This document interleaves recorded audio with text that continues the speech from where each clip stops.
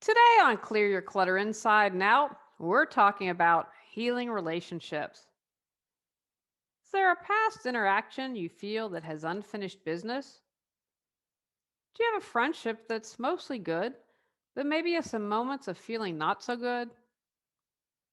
Are you challenged with finding or keeping strong, healthy companions? Learn how to heal fraught relationships as we continue our month focused on 3 actionable steps to declutter your life. Do you control your clutter, or does your clutter control you? On Clear Your Clutter Inside and Out, we'll teach you awareness as well as action steps to create change in your life. Come on, let's get started. Today's episode was inspired by my mastermind partner.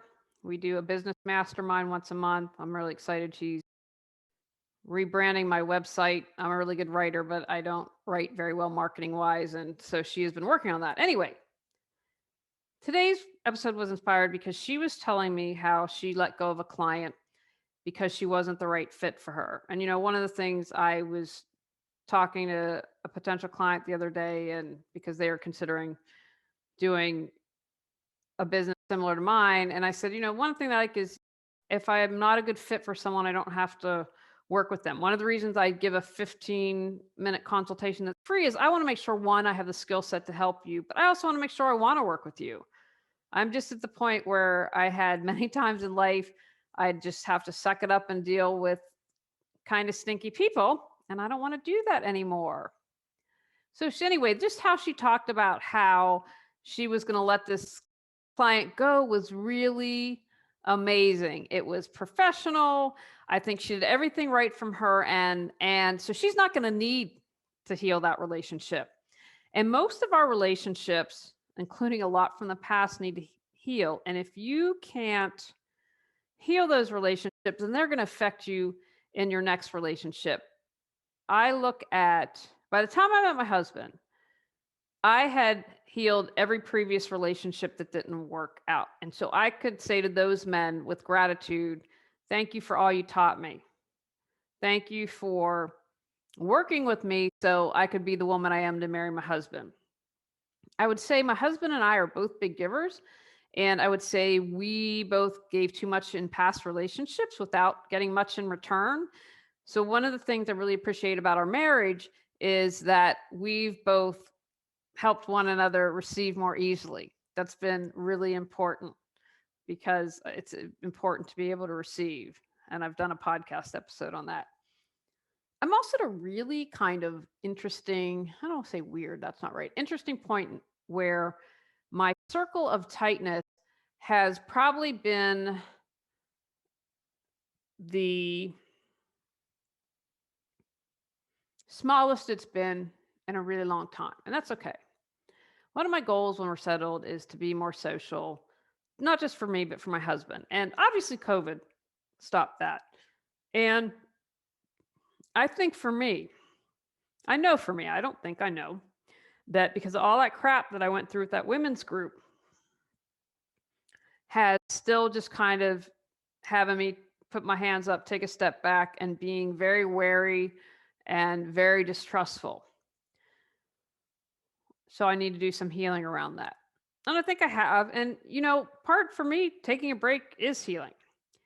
And I belong to an alumni group of caregivers, which is people who went to my college. Someone was kind enough to start a caregivers group, which has been amazing. And so that, in a small way, even though it's online, dealing with a lot of stressful stuff, has been a part of allowing me to trust again.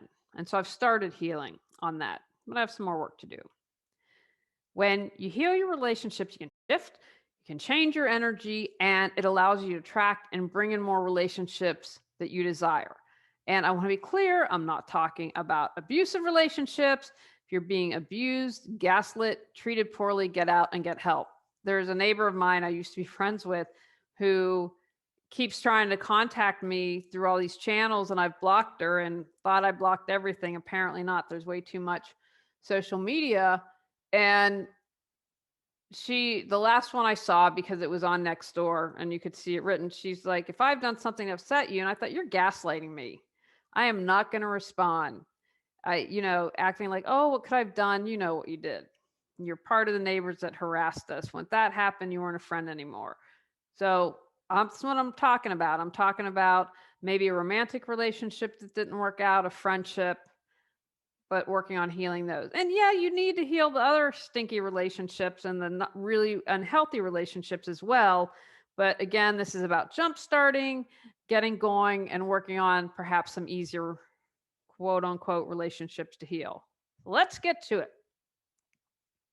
Quick action tip number 1: accept responsibility for all your relationships. Now, this might be hard, but if you can start on this path and doing that, it makes a huge difference. And I have to admit, when I was writing out this episode, I didn't know whether or not to include it, but I think it's really important. There is a great book called Radical Forgiveness, and he also wrote Radical Self Forgiveness, and it's Colin Tipping, and it is packed, or I would show you the cover. The first time I got that book, couldn't read it. I'm like, mm-mm. Then I think I picked it up a couple years later, and at times I'm still challenged with it. When I'm able to accept that I played a part in all my relationships, that allows me to not be a victim and begin to heal.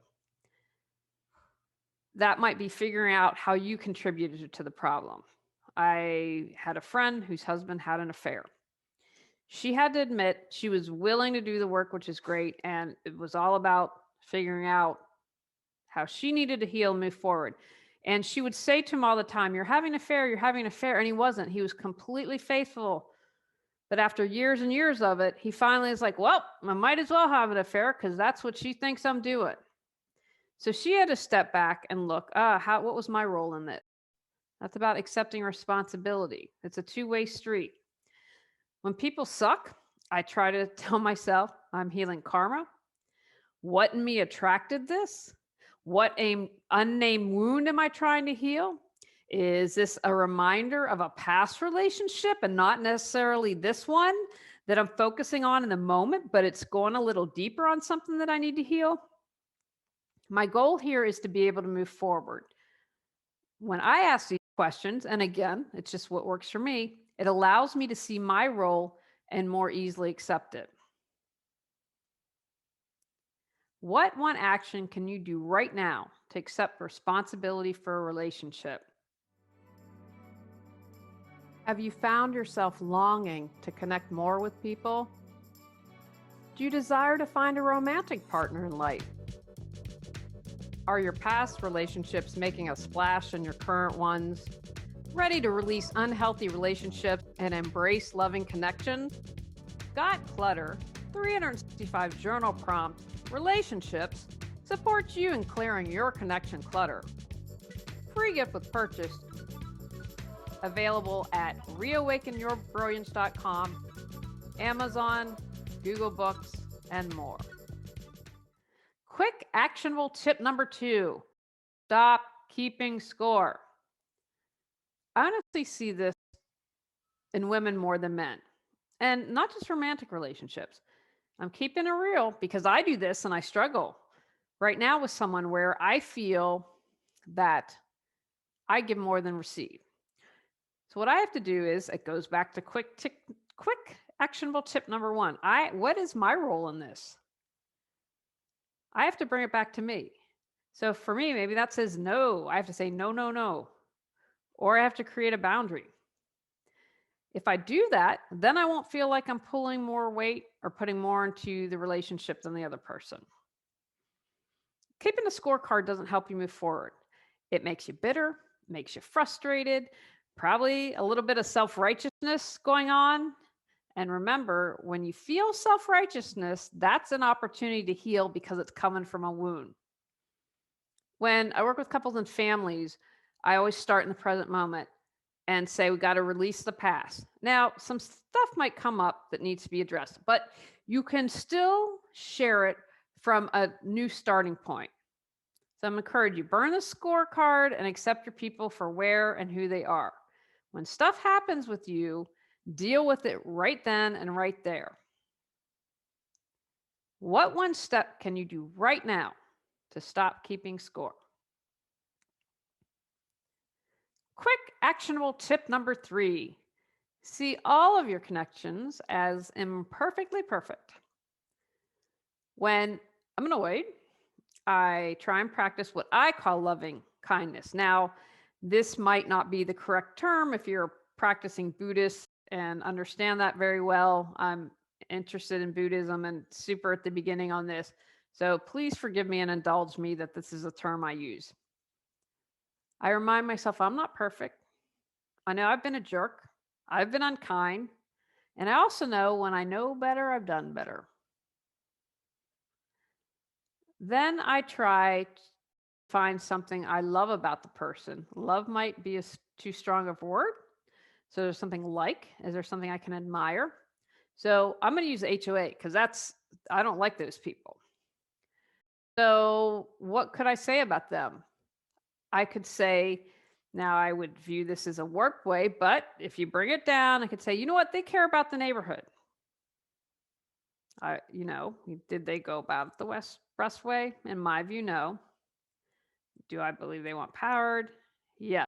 But buried somewhere in all of that junk is people that want a nice neighborhood and retain property values if they keep the neighborhood nice. That's what I want.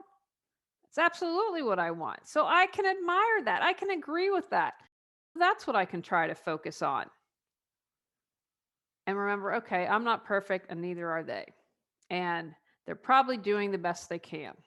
They probably haven't had, try not to assume, but most likely they haven't done a lot of reflection. I think that's a fair statement. They probably don't prioritize that. And they have other wounds that they're trying to deal with. If you change how you view people, they'll change. The energy shifts. When I finally stood up to my boss in Los Angeles, the entire energy and relationship shifted, and he left soon after. I just put a line in the stand and said no more. As I'm recording this is a Wednesday, and I will do a little bit more about this. My husband and I had a talk to my mastermind partner on Friday. We made a decision that weekend, and Monday things just blew wide open. But I want to save that story for another day. But it was about shifting my perspective and taking actions. To try and release judgments, rationalizations, justifications. See them as perfectly imperfect, because you and I are perfectly imperfect as well, too. What one step can you take right now to see the goodness in all of your relationships? Remember, this is probably going to take some time and patience, but these 3 tips can get you moving. Release what no longer serves you in your relationships and open your heart. Take actions from today's podcast. Accept responsibility for all your relationships. Stop keeping score. See all of your connections from a place of love. Begin healing your relationships. On our next episode, we're talking about clearing your personal space. Go out, clear your clutter to create the life you choose, deserve, and desire. When you clear your clutter, you can share your gifts with the world. Sign up for our free newsletter at reawakenyourbrilliance.com.